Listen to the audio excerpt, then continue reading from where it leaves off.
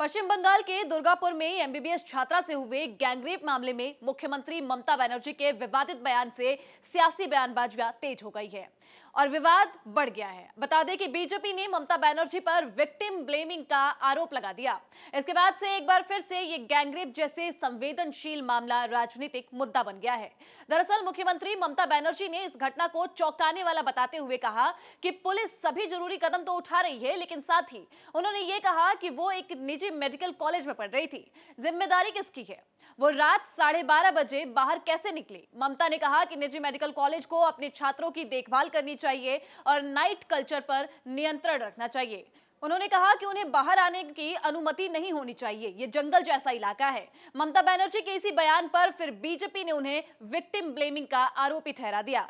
Party के प्रवक्ता गौरव भाटिया ने प्लेटफॉर्म एक्स पर ममता बनर्जी को शेमलेस कहते हुए उन्होंने कहा कि नारीत्व पर एक कलंक और एक मुख्यमंत्री होने के नाते तो और भी ज्यादा। आरजी कर और संदेश खली के बाद अब ये भयावह मामला है, लेकिन न्याय के बजाय वो पीड़िता को ही दोषी ठहरा रही है। एक मुख्यमंत्री जो लड़कियों की सुरक्षा सुनिश्चित करने के बजाय उन्हें रात में बाहर न निकलने के लिए कहती है। उन्हें पद पर बने रहने का नैतिक अधिकार नहीं है। लोगों को अब एहसास हो गया है कि उन्होंने एक अराजकतावादी निर्दयी ममता पर भरोसा जताया है। न्याय देने की जगह शर्मनाक बयान दिए जा रही है। बीजेपी ने यह भी कहा है कि जो मुख्यमंत्री महिलाओं को रात में घर से न निकलने की सलाह देती है, लेकिन सुरक्षा सुनिश्चित नहीं कर पाती, उन्हें पद पर बने रहने का कोई नैतिक अधिकार नहीं है। इसी के बाद अब ममता बनर्जी भी चुप नहीं बैठी। बीजेपी के आरोपों पर उन्होंने जवाब देते हुए ओडिशा और साथ ही मणिपुर, उत्तर प्रदेश और बिहार में हुई यौन हिंसा की घटनाओं का जिक्र कर दिया। उन्होंने कहा कि जहां भी ऐसी घटनाएं होती हैं, उसकी निंदा होनी चाहिए। हम सख्त कार्रवाई करेंगे, दोषियों को किसी भी हाल में बख्शा नहीं जाएगा। लेकिन इस राजनीतिक आरोप प्रत्यारोप के बीच आपको बता दें कि पीड़िता के पिता ने कहा कि मेरी बेटी दर्द में है, चल नहीं पा रही है, अब वो बिस्तर पे है और उसकी सुरक्षा पर हमें अब भरोसा नहीं है। हम उसे ओडिशा वापस ले जाना चाहते हैं। उन्होंने कहा कि ओडिशा के मुख्यमंत्री मोहन चरण मांझी ने परिवार से संपर्क किया है और हर संभव मदद का उन्होंने आश्वासन दिया है।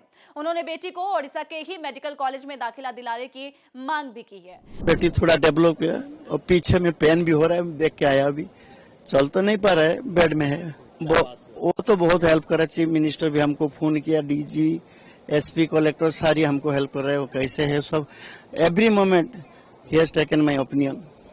आश्वासन दिया। हम उसको चीफ मिनिस्टर साहब को भी मैं रिक्वेस्ट किया, क्योंकि हम देख रहे हैं जहाँ यहाँ लड़की सिक्योरिटी नहीं है, इसलिए हम उसको रिक्वेस्ट किया जहाँ हम हमारा भुवनेश्वर में हमारा लड़की को ले जाओ, नहीं तो यहाँ से कभी भी मार भी देंगे। वो हमारा अभी विश्वास टूट गया।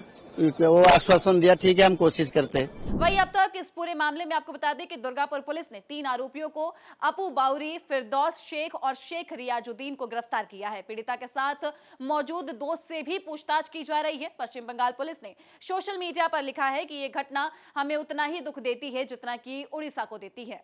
दोषियों को किसी भी हाल में बख्शा नहीं।